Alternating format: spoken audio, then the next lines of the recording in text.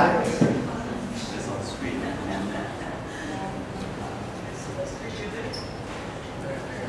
Yeah, we can hear you now. Yes, yeah. So I would love to, start before we start a conversation, I want to make some introduction about our two speakers today. So I found this very well-written introduction of Tung on Blind Spot's website, so I just read it for everybody. Tung is one of the most prominent artists of his generation, whose coming-of-age coincides with drastic social changes. Traversing between the media of painting, site-specific installation, sound, and video, Lung's playful practice arises from her curious imagination that recombines traditional iconography and vernacular materials, innovating with a myriad of found objects and images from the itiform new practices that are often experimental in nature. Lung's works engage the themes of collective memories and fleeting nostalgia, which articulates an ongoing negotiation of the overlapping city-state's reality. In his allegorical landscapes, journeys and sceneries become essential passages connecting time and distance, longing and loss. And now I want to introduce Abby, also a close friend of mine. Abby trains as a cultural worker based in the US.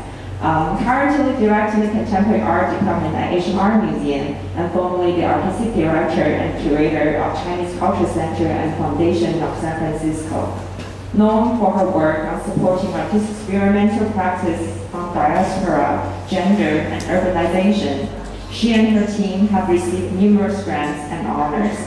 Saan is Chen's independent curatorial project with artist Lan Dongpeng. The two artists have worked collaboratively on the city's hiking project, Curiosity Box, since 2013. And before moving into the conversation, I want to introduce my co-host, Nick from Blind Spot Gallery, who's also the editor and contributor to our themed project today, Saan, which is now realized as a public publication published by Blind Spot Gallery. So, Nick, I'll invite you to here now. Okay, thank you all for coming. There should be 5 copies of Saan that is being passed around. So that's a book that we recently published for Saan, which was an exhibition realized in 2019 at Blind Spot Gallery.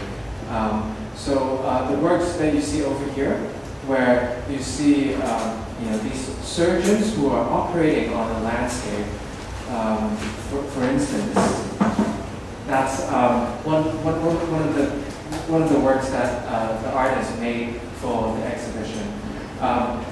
Saan originated from Lam Dongpan's journey taking the high-speed rail. That was at the time newly inaugurated in in 2018. And when he took the train from Hong Kong to Beijing, in the beginning there were 20 minutes of complete darkness when the train was traveling underground. And at that time, Lan Dongpan felt a lot of emotions. It was anxiety, it was wonder, it was also first and foremost a curiosity about being underground, while you know that Hong Kong, the city that he was born and grew up in, was above ground. And the idea of going deep inside the landscape and using landscape as a metaphor for the social body, as well as the human body, is a very important trope in this project. So for example, in this work here, you could see, right, that by operating on a landscape, the surgeons are digging deep, into the landscape. There's a moment of doubt, right? Are these surgeons actually helping the landscape, or are they quacks, looking for a quick fix? As Abby pointed out very, very eloquently in her curatorial statement. So to kind of guide us more into the publication, we have prepared we have prepared these excerpts and extracts from the book for the audience to read from. Yeah, so we should be passing them around. So do we each have one? Yeah, so as a more kind of interactive element, we can start reading excerpts from the book. So Virginia, why don't you start off for us?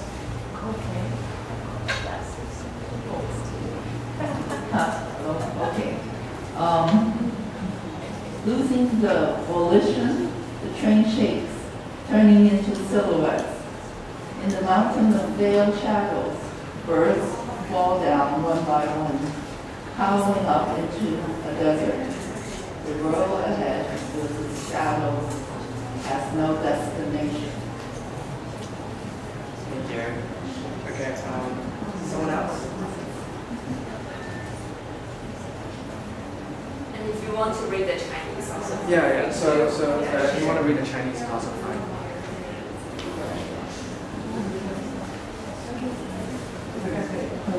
I can only feel the struggle of my physical body and sense of numbness and pain. I can see nothing.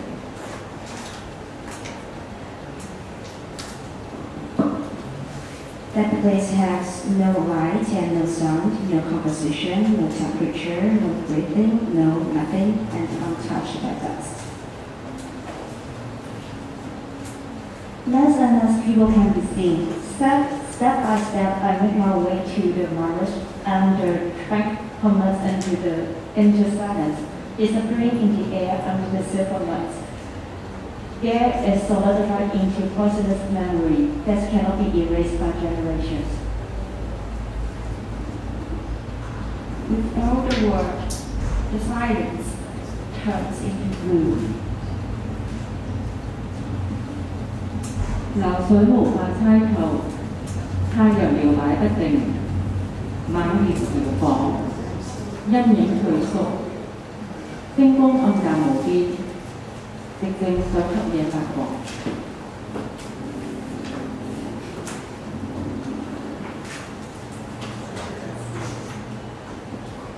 I push into the night without falling asleep, and unable to catch the missing details of the point in the book.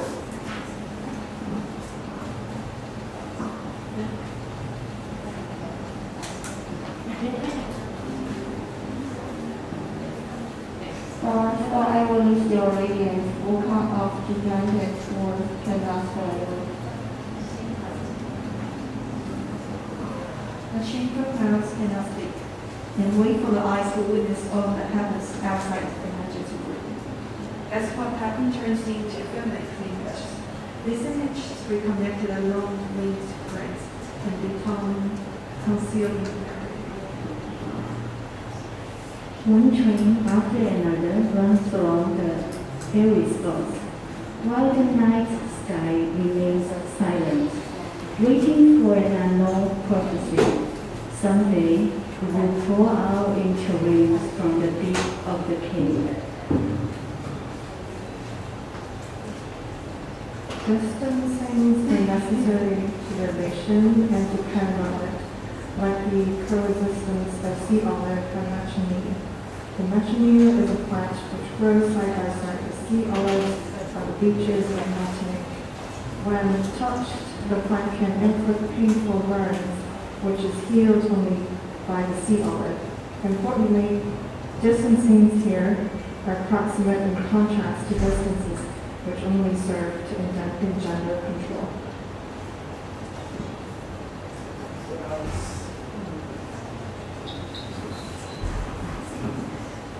It seems the idea of the coexistence of conflicting possibilities is at the core of this show. Many of the images show a black hole in the mountains, but from another perspective, the dark circle could in fact be the moon or another planet in the sky. And from yet another, if one were to imagine looking down on it from a height, it could be a teeth whale. 之後又記不出，亦不忘，我沒法入睡，甦醒我。Anyone else?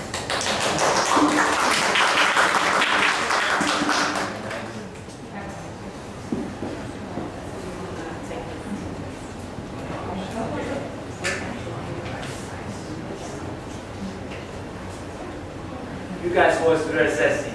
And I hate my voice, that's why I write. And then you realize it in a wordful format, which I think you put another layers on the story books. And today we are going to have a conversation, right? And so the excerpts that you just read, a lot of them were written by Lam Pak himself a year after the exhibition opened for the exhibition for the book. As you can see in the imagery, a lot of them talk about a kind of gloomy landscape where you see different imageries coming in front of you, but then it could be a moment of hopelessness, but also in hopelessness there might also be hope. So recently, the Asian Art Museum, where Abby is the head of interpretive art of, created a video of Lam Pang's work, A Day of Two Suns, which the museum collected and will be debuted in their museum hopefully soon this year. So let us take a look at this video, which will give you a better idea of Lam Pang's practice of work.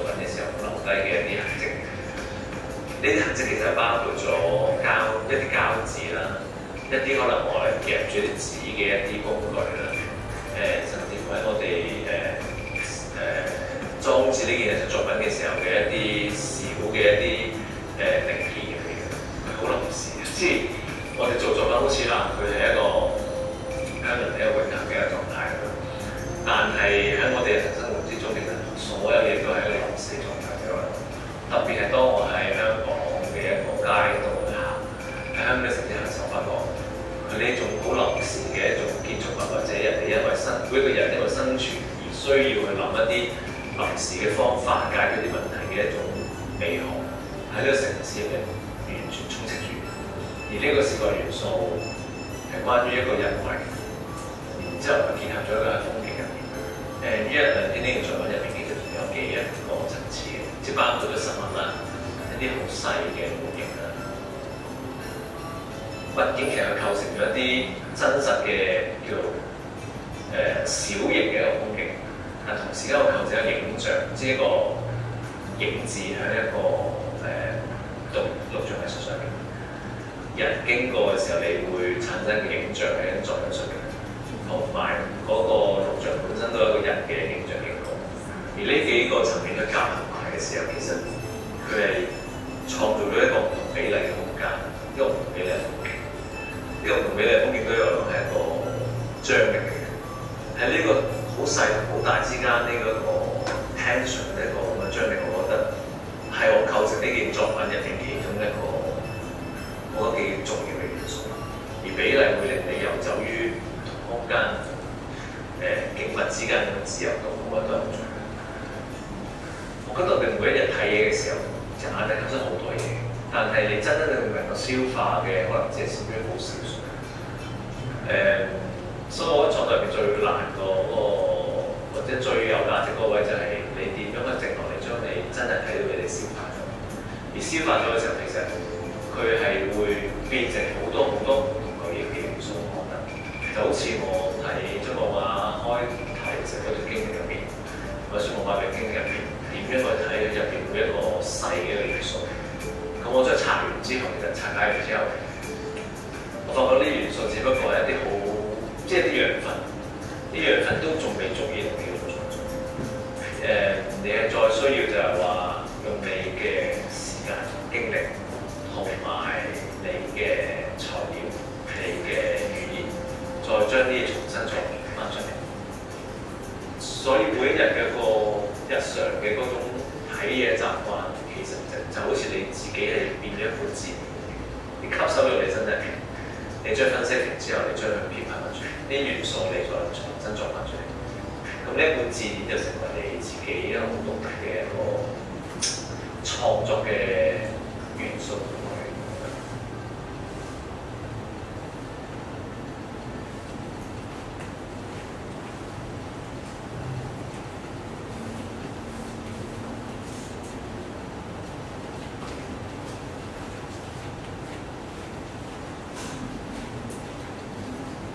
So that was you talking. It's the first time I think to show in Hong Kong here because they didn't touch it yet, right? No, so this is a premiere of this video in the world. So that's very exciting. Now that Abby is back online, hi Abby. Can she hear me? Okay. Anyway, so let's start off our conversation with some questions that the audience and our followers on social media have prepared and asked us. Yes, so I actually have a list of questions. I'd like to ask Tung and also Abby, and also I think many members of the Blind Spot team, because you also contributed to the book and also edited and also contribute a lot of like graphic design ideas as well. So maybe I think I'll start with this question. So I think some of you guys have the book in your hand, right? Can you show us the book? So we kind of know the train journey kind of inspired this whole project. So can you tell us a little bit more about why this cover choice? Before I'm talking about this train, I have to explain why I took train to Beijing. Because I have a very serious flight phobia. And so I get used to take train from Hong Kong to Beijing. And before the high-speed rail, actually there's a direct train from Hong Kong to Beijing, which actually is an overground. So you pass like a Kowloon, Shanti, Fanlang, Lo. So you see all the way the scenery of Hong Kong and then gradually change to mainland, to Shenzhen and then to Beijing. And that's why when I was in the high-speed rail, and that 20 minutes, it means so much for me because you just completely it's like you cannot see the scenery anymore. And then once you are on the ground, then you're already in Ming. And the cover, the photo of the cover, actually, I took it by myself. This is a scale train. The train is called Dongfeng. How to say Dongfeng? I don't know what's in English. Anyway, Dongfeng 4B train, which it actually is the first direct train operate again between Hong Kong and China. The direct train actually has been planned in 19th century and it's operated in early 20th century. But then because of the China Civil War, and then it has been stopped for a very long time, not until 1979, when Deng Xiaoping opened China, the gate to the world, and then Hong Kong and China, that direct train reconnect again. And that's also almost the same year I was born. I was born in 79, so I was born in 78, and this direct train, the first direct train that was to work operate between Hong Kong and China is in 79. So I put this train, the toy, is part of a major part in the exhibitions. It goes around a wall, which the wall is setting in between two spaces. Because if you have been to transport, you will see they have a corridor behind the main gallery. So the wall actually is separate two spaces, and the train is like looping around the space. So it's like it's traveling, walking around two different places, and then connect each other. Those charcoal on the whiteboard is like later on I put up on the wall when I did the setting. So you can imagine when you were in the exhibition, it's more like the train walking around between the corridor, the darkness corridor, and then waiting for like yes, as you got the here like yes, that's how I create this scenery, the train. I will go to the next question. We got this question. Saan Dung was conceived as a written novel, a non-linear travelogue. So 1 year later, how does this feel to have an exhibition result in a book, completing a full circle? Well, this question is to Tung, but also to Abby as well, so feel free to Abby, I think you answer this first. I couldn't hear the question that well. Oh.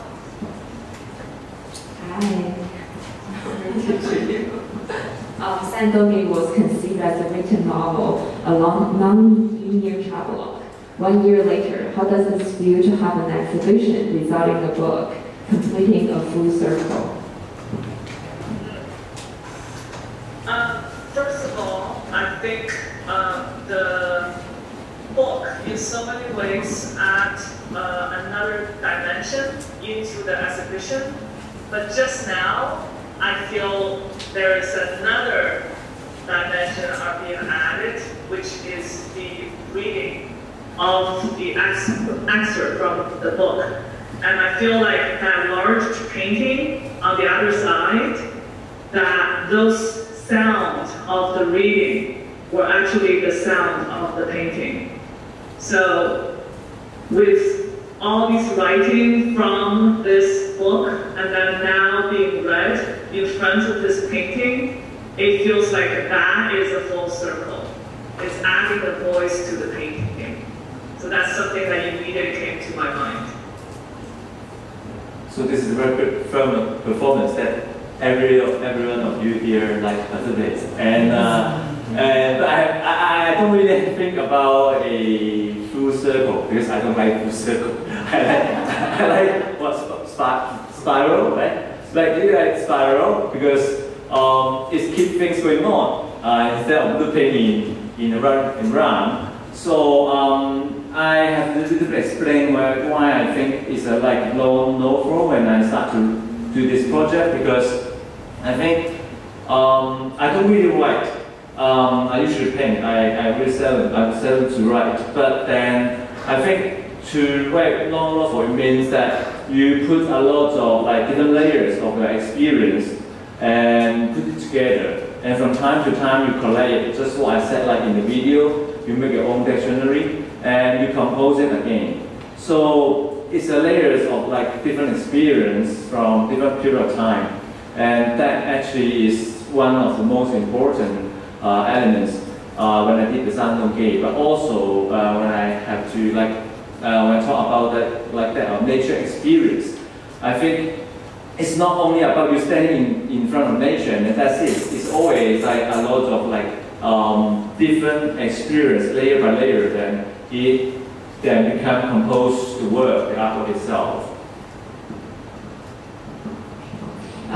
Maybe I should ask this question now, since we're already talking about the idea of nature. So how do you view the relationship between natural landscape and artificial landscape that is represented in this project? Abby, can you hear the question? Okay. What is like philosophical questions?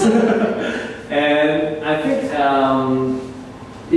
when I heard about this question, I feel like it's very strange because human is part of the nature, but then when the human have intervention on nature, then nature or the landscape become, we say, artificial.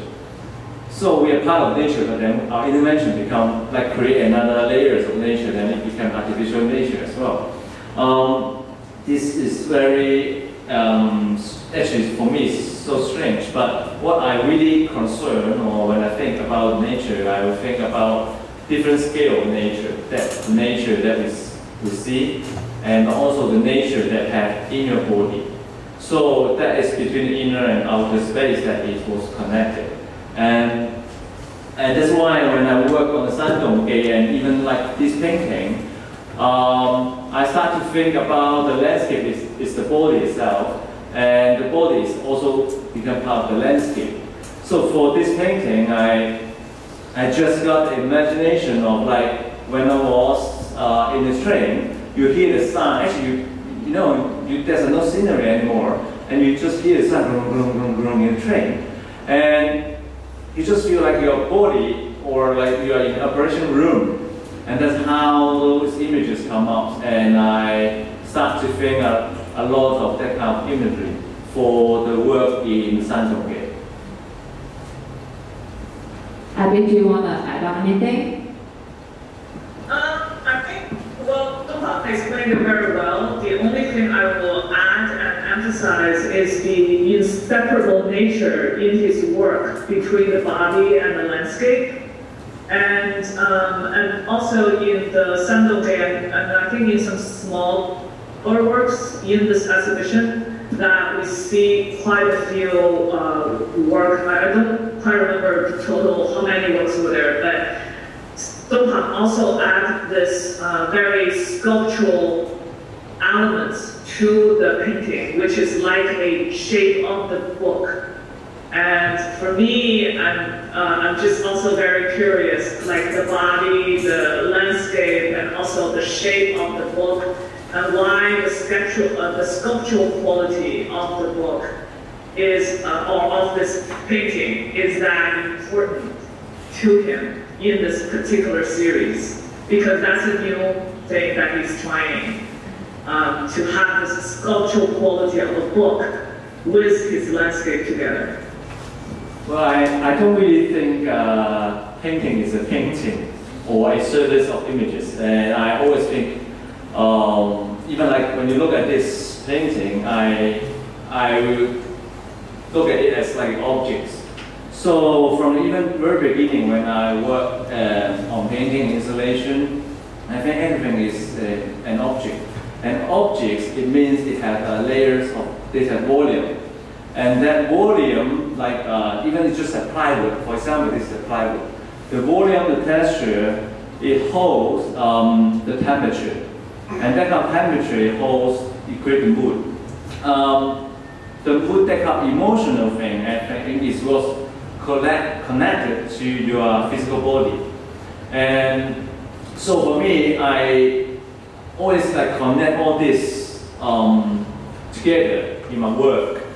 And even though, for example, this painting you look at, there's no objects or anything on top, but if you see another work like those in another room, you see like some of I would make crafting or put a scale model on the top of the landscape, and these objects between the painting, the images, and the objects, they create different layers, and these different layers for me is very important as existence of an object. That it captures the moment, the physical world, and for me that's important because I think anyway our guys one day, right, and everyone just a tourist of this world. What we lack is all this material and objects, and maybe just after this talk I'm on the street, right? It's possible. But then through this object, this volume, these temperatures, and exhibitions, right? That's why curators, everyone works so hard. And also the museum, right? They put the object in the museum. That is something that connects to other people's. And that's why I'm always very sensitive to the material I use, to the objects, and the physical objects, that kind of things. Yeah, I think a point about the kind of embodied temperature of a painting and the gesture of painting, I think it's very poignant, right? And that reminds me of a paragraph written by Professor Kerr Chan, who was also your art teacher at the Chinese University of Hong Kong, who contributed an essay to the book. So if you turn to page 178, the second paragraph, it reads that the act of painting is connected to one's body and instinctive feelings. It is a little similar to singing. Air is inhaled into the lungs, then exhaled through the complex, coordinated movements of the throat, mouth, and tongue. It is almost an inborn skill where emotions are instinctively felt. When we look at a painting, we're not only looking at the idea and content, but also the painter's feelings and emotions of their contact with the medium. So I think this metaphor of singing also ties in really nicely with what Abby was saying earlier about our collective reading of the book added voices to the painting, which for Abby completed the exhibition and completed the artwork. So I actually got a question, which now sounds more like a comment, like echoes, which was just shared. So this is, I see the performative aspect in your work. The book is full of images of your hands, your body, and even your shadows. Could you tell me more about how artist's body features in your practice? So I think I already kind of answered this question. I want to hear from Abby's perspective. Yeah. Yeah, I have been explaining why the body is movement in the artwork, and So I wonder how you see, like from time to time, you see a lot of my body, not the real body. Okay, so I mean the imagery body in the work. Yeah, how you feel about that? I think from the very early on, to see the work actually has a lot to do with Parasite. Your early work, I was participating in the Parasite show in Cape Modern, and you created this work by creating a landscape with your body performing the movement of erasing it. So you're erasing one landscape by creating another, and the medium was your body. So I think that sort of synchronization of body and the changing landscape is constantly in your work. And so I think what we're seeing in Saan is even more so, and especially with that large painting there, that yourself is the mountain that being operated on, and by the text that we just read, now that I couldn't get those voices out of that painting now. And so I think this kind of constant presence of your body with the landscape also talks about how the presence of the landscape is with you. So it's really how the way I see an artist carry the world with them and then project it back to the world. Are you happy with the answer? No, we always argue actually. But I mean, yeah, she got a very critical interpretation, and then it also remind me, like, yeah, a long time ago when I worked with Parasite, the project that Tate Modern, that's the eraser with a like body and then erase the marks, and yeah, that's a fabulous experience, and yeah. So maybe, I wonder, like, yes. Any questions from the? Yeah. We can open questions to the public. Yeah. Of course, we have some questions here, but yeah, just curious. Do we have any immediate questions you want to ask?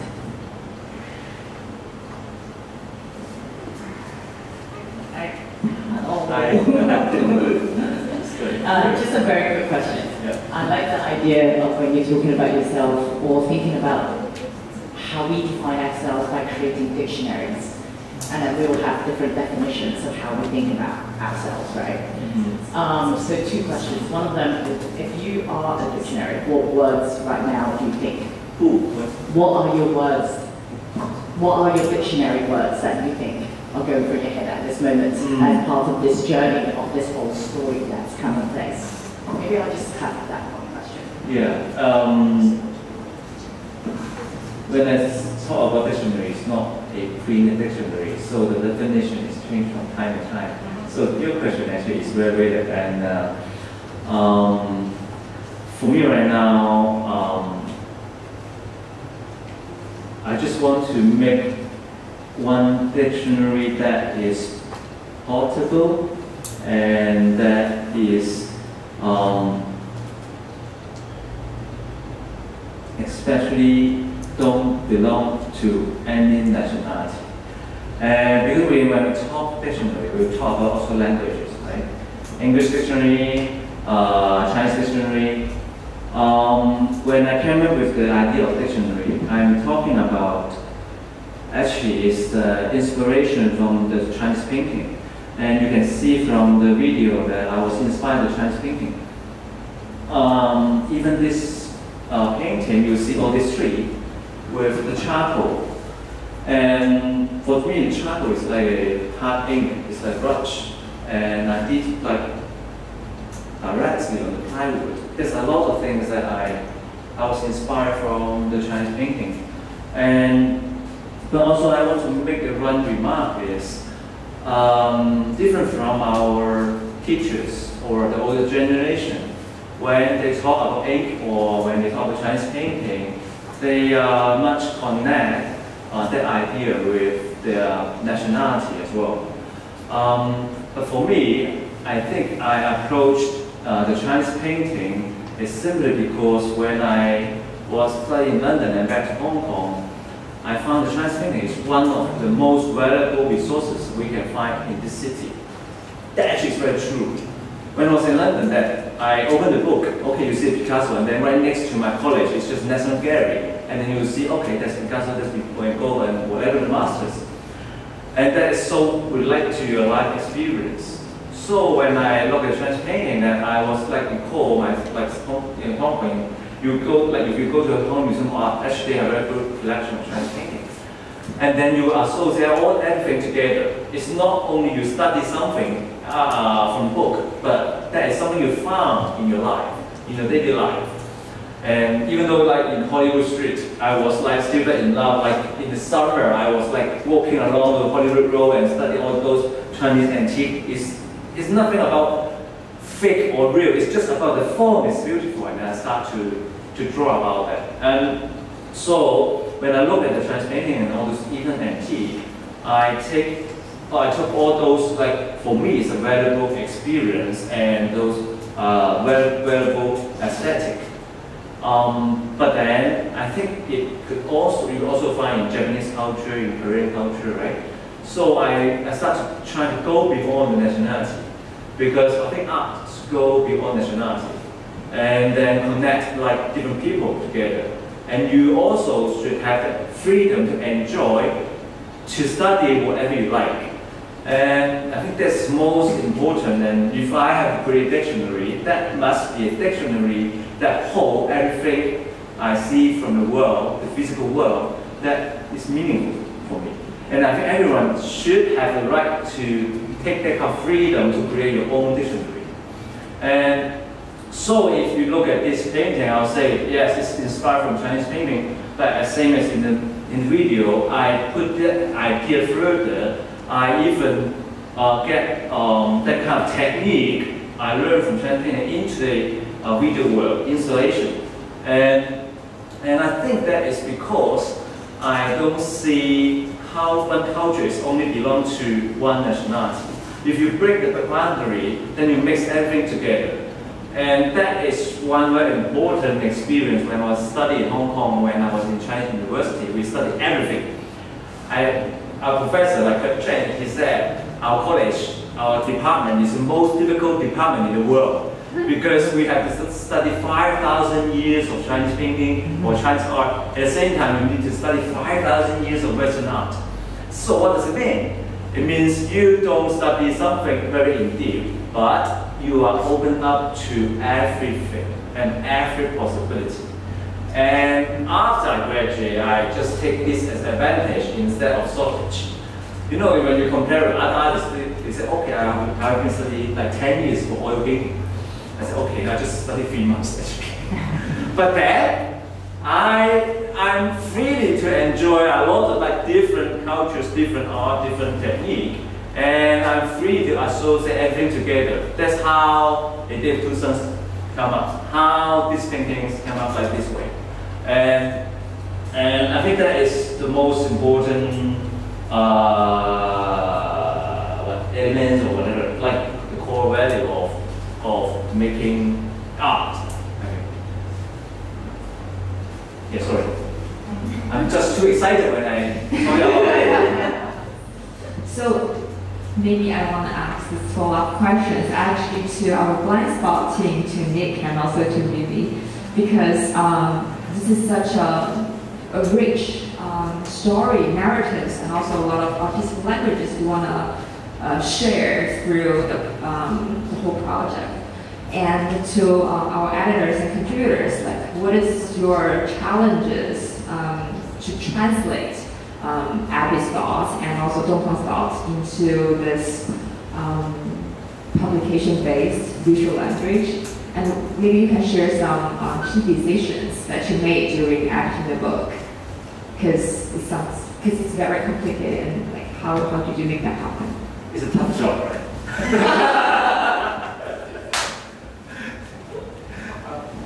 Well, so I think one of the major challenges, right, is to transform a three-dimensional spatial and temporal experience into something that is two-dimensional and rather linear.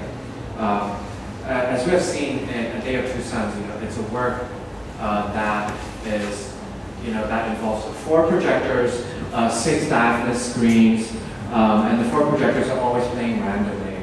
They're not synchronized. So how do you represent that kind of experience?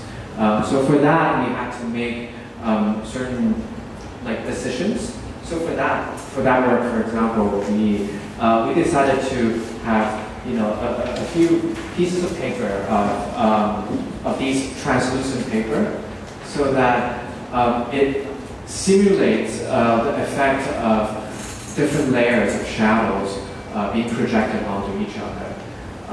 So that's definitely not a like 100% authentic representation or reproduction of how the work would look like in real life. But then this treatment in a way transformed it into a book medium, which I think we're all quite happy about the result. Of course, there are some limitations. For example, because of the publication, right? We could only have one stack of paper, so that limits the number of scenes or screens that we could include. Well, I want to say, what does a book mean to me or for us? And I think because I think there's a question I remember is this is look like exhibition catalog, but it's also there's a writing. So I did just read it nicely with your sexy voice, and that's the Saan which I wrote about that after 6 months of these exhibitions.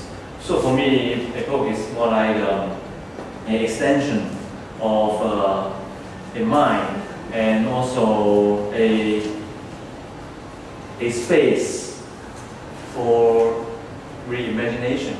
So I don't really see it just a catalog, but also even the Saan I wrote for after 6 months of this exhibition, we include in this book. And I have to say that special thank you for Brian's book who make this, to realize this book, and they put a lot of effort to make it. So, asshole.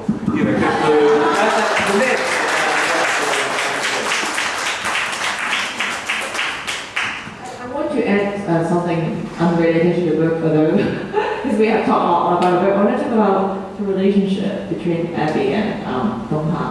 So I and Dung started talking about the concept of the exhibition about 12 months before the exhibition opened. Yes. And Abby was engaged from pretty much the beginning. And then we create lots of our own show, and we also work with curators at Blind Spot. But through Abby and through working with Abby and Dung, I witnessed this very special relationship between them. They're very, very close.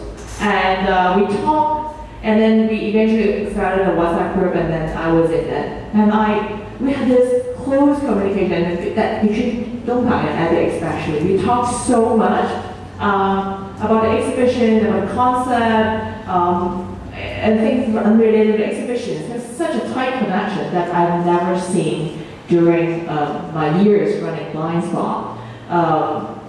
I mean, you two still talk pretty much every day, I heard.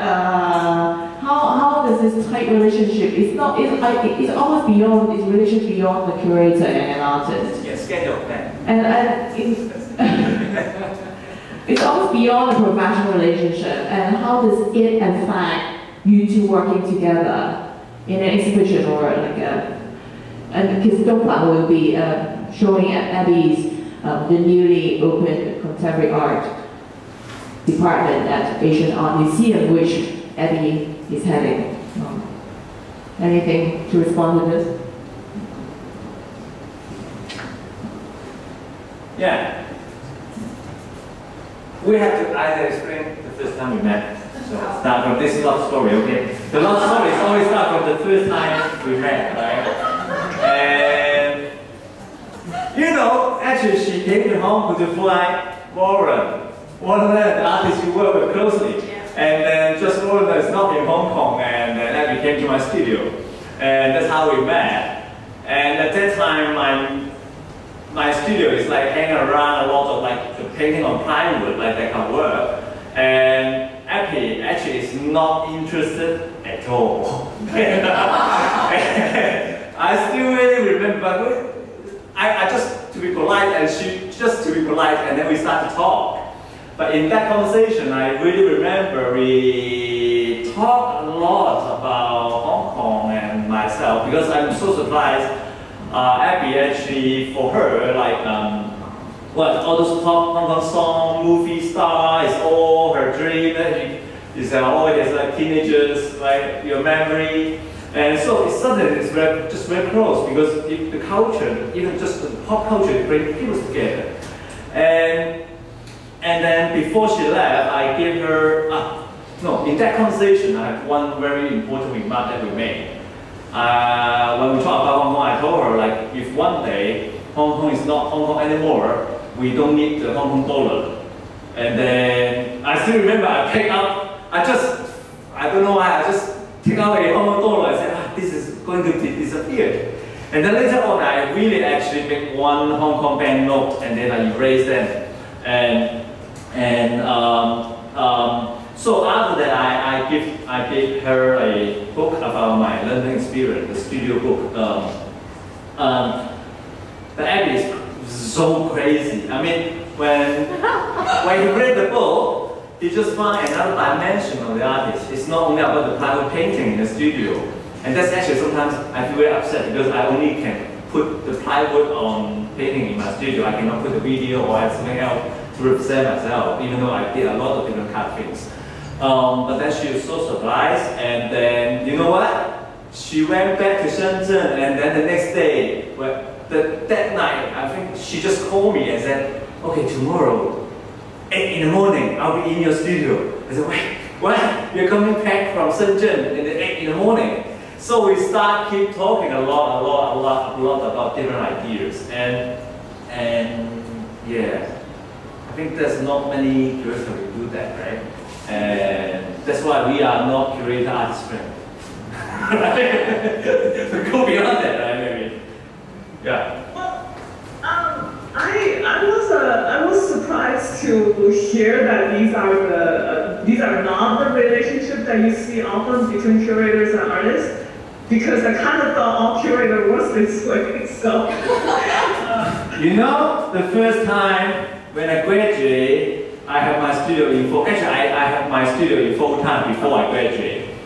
And then the first curator I met, she was late for 3 hours.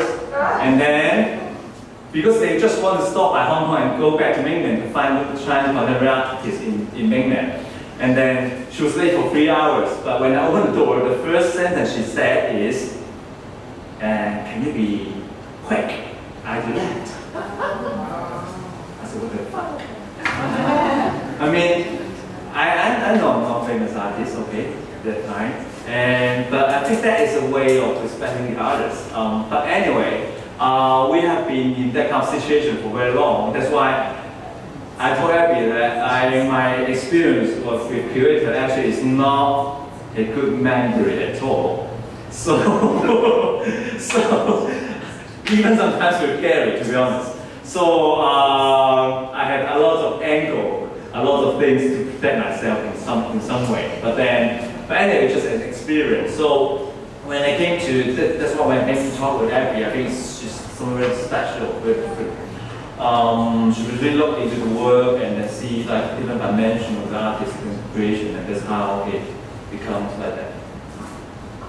I do want to add, if there is anything about the interest and also the motivation in terms of working with Dung, is about this other dimensions that we just talked about, because the first time I got to his studio, I wasn't that interested because everything I saw was painting on the plywood. And it's not that the work is not good, it's just that... See how she honest, yeah? She's so honest. That's why it's very straightforward. And it's good, you know, I can see that this is an artist that has great skill sets and foundation. But it wasn't that interesting to me. And then I saw the book. I was completely surprised that this artist has so many dimensions to it, and including the piece at K-Mother. So I become intrigued and wanting to understand why we're seeing so many work that is painting on wood, and then the artists actually have all of these different dimensions we're not showing. So I think that became the first motivation. And then later on, of course, I got to know his practice a lot more. And what motivates me to curate independently, because at that time I was on sabbatical. And first of all, it was Blind Spot's space. It's a very interesting space. And I don't know if our audience have been there. I highly recommend that you need to go there and just to experience a space, number one. And then the second part is, I just have this desire to curate a show with Dung in Hong Kong to demonstrate his practice is so much more than the painting that normally what people know him for. And I feel like Blind Spot's gallery space is a perfect space for that. And also don't forget that Dung has not done a full-blown gallery show for several years already. So I feel like both as a curator and a friend, I also wanted to see, or you can also say that a test to see where this artist has grown into. So, and then Nini and Nick both remembered during the time that we were planning for the show, I actually was very, very hands-off. I just mainly kind of picked, actually only picked one anchor piece, which is the piece called Hope. And then the rest of it, I was very hands-on, and I have my total trust in Dong's ability to execute. But then at the same time, I know that he got a wonderful, wonderful team to work with. So I do feel maybe that kind of hands-off, but trust at the same time, is something that you find that is very different. I don't know, because I actually, like I said, I thought all curator works this way. So.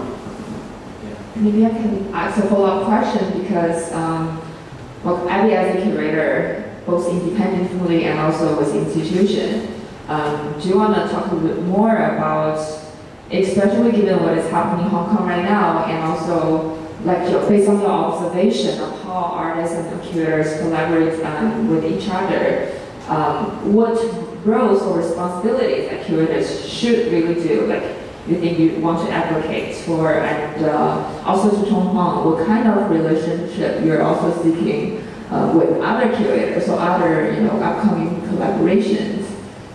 Yeah, just want to hear some thoughts from both of you, like with different roles. Well, first of all, if our audience have time, later on you can also ask Anchi, because I worked closely with Anchi before. And Anchi is a great curator and organizer I know. And one of the things that I think that what she's doing right now is very much like what I think a great curator would do, is to provide this kind of support that artists need. So for example, I mean, shout out to Parasite for doing this paid studio visit. I think that's amazing. I think that's what Hong Kong artists need, and that's what all artists need, that when people do studio visit, they actually get paid. So thank you, Parasite, for doing that, number one. And then the second part for me is really about, as a curator, how do we help the artists to amplify their voice and help them to realize their own autonomy? And especially being in the United States and seeing, all these changes around the world, I think artists carry that very special voice. They have this tool for for this precious expression for human being. So as curators, as institutions, we need to cultivate the soil and provide a space for these voices to come out, and also treat them as treat the artwork as a living thing, and respect artists' autonomy by thinking about that art doesn't stop at the space where it was shown. It's actually a living, and it should continue to live and grow organically. So I think for us as curators, we do bear this responsibility to provide that environment for the artist. And I cannot emphasize enough, in this day and age, in the world that we're living in, so many voices that are now being heard and got shut down. And we need to stand by the artist and to constantly negotiate with whatever the reality that we have, and to allow these voices to come out. And that's not just the artist's voice. That voice represents so many voices of ourselves.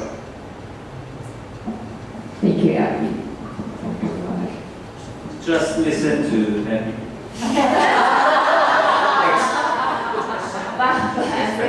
But as an artist, No, I like challenging questions from curator.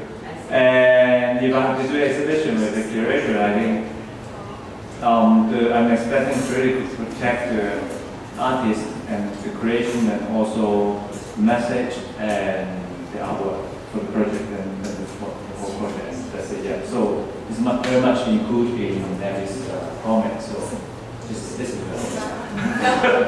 Yeah. Do we have any questions from our audience?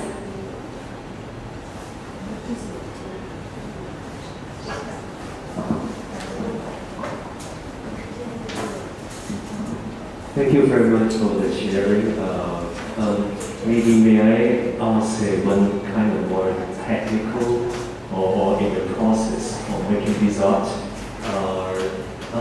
May I know in the process of making this art, do you have all these plans or draft already before making the whole pieces, or you actually gradually developing many ideas? Because for me, on one hand, it looks very, very well structured, but on the other hand, it's also almost like an instantaneous moment of a video or whatever. So I'm really curious on how you make this happen. I just suddenly think about, like, do you need to plan to write a Chinese word like maybe home? Because your question actually is a very good question, because I say, like, I have my dictionary. But dictionary is just a lot of fragments, and it's like a lot of like visual ideas that is like broken apart. My job is to put together, but when I, like, for example, for this painting, I just have the ideas, and then I have few reference, and that's it. And when I did the work, no matter it's even as an installation that you see, like, it needs to be very well blended, but actually it's not. Like I did 2 sentences in the video. I said, like, a lot of like the mask making for installation that I just left it. So when I did the work, I have the direction, but not exactly how to execute. And there's always, I allow there's room for changings and room for like failure even. So I'm not take out very well planned artist, and that's how it makes transport Gary suffer.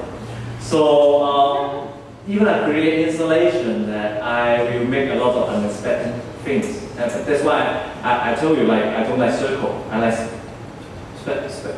spiral, like this shape. And because that means you have energy to move on.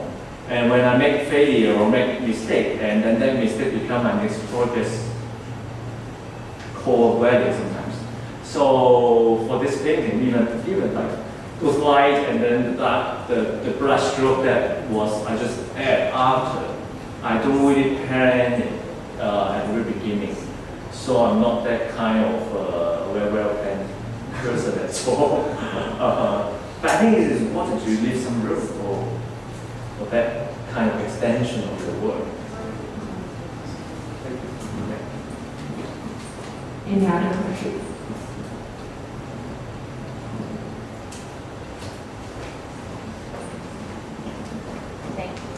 Thanks very much for this moment.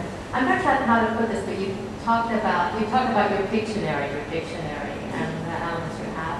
You also, in previous exhibitions, I saw you use the form of a book, or forms from a book, right? And beyond, so books are almost like the totality sometimes. And books are everything. And how do you, is that something you're always working with on some level, do you think? Or? It's too big, it's a big question. I feel sorry to say, but actually when I look at the book, I always think it's a sculpture. Yeah. Even when I go to the bookshop. And when I open the book and all the words, for me, it's just the images.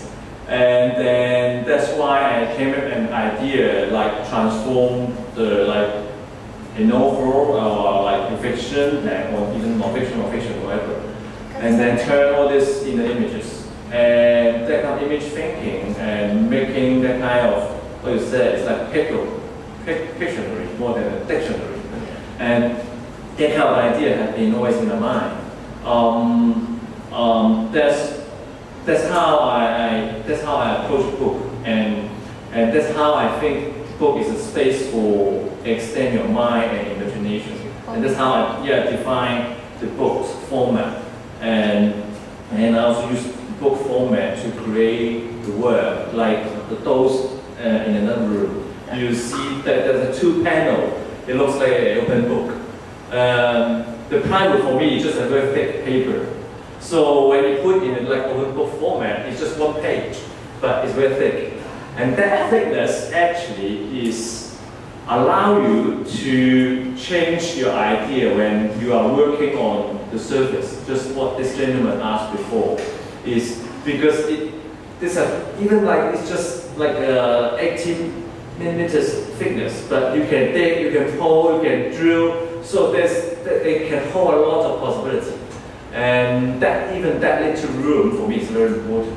And so you see that like both format, that painting or objects, and it's like open book format with 1 page, but it's very thick page. So it's possible to hold a lot of different kind of effect or like different kind of elements on it. Yeah. Thank you. Shall we collect one last question? Abby, I'm surprised you don't like Tung's work on wood, because I actually gravitated towards artwork on boards. And I'm just wondering, the use of the board. I have other Western artists work on boards, and I don't know what it is about it that I love about them. And is it because of your sort of connection with nature? I find that it's a little bit different when it's on canvas. It's just quite cold, you know.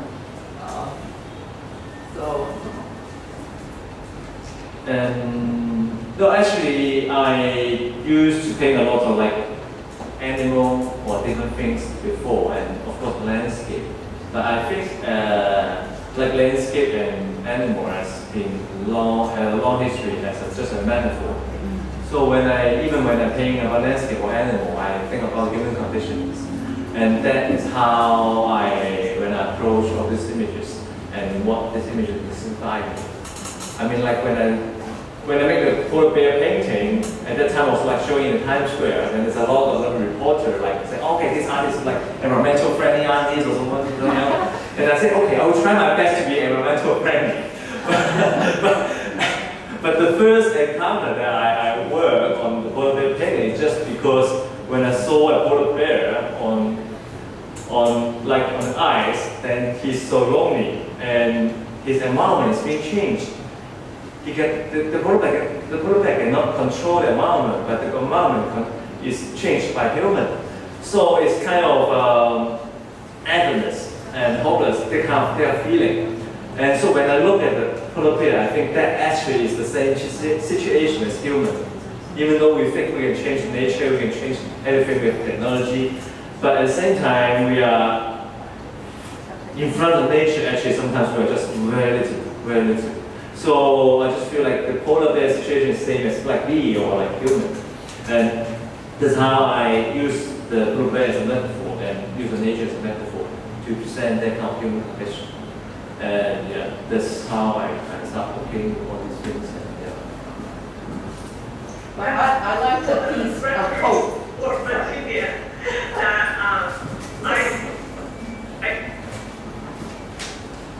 For the record for Virginia, I do like the work of course. But I love that one that you mentioned, Hope, the one that was at the exhibition. That was beautiful. I just wanted to say that I do like Tung's painting.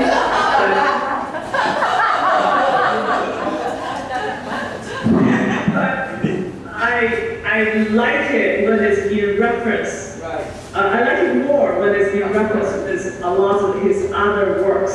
So together for me, that's more complete.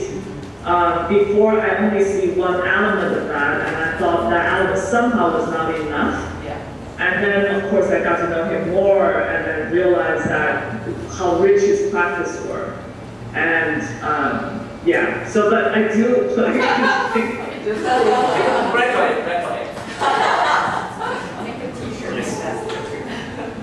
All right, thank you, Abby, thank you, Dung, and thank you everyone for joining us today. Feel free to go to the and also the glass box. We have a small reception desk by the elevator if you want to get a copy of the Sandoki book. And since the artist here who's not out loud, you can ask me your autograph. So yeah, take this opportunity. And also stay tuned for Paris' upcoming programs. We're going to have more guided tours, both at Soho House and also at our home in Quarry Bay. We're also going to have more online programs, more videos, artist videos about the exhibition. So check our social media as well. Thank you guys. Enjoy today. Thank you for coming. Abby, let's do a photograph together. Let's do a group photo. Abby, 我们拍个合照吧。Hello.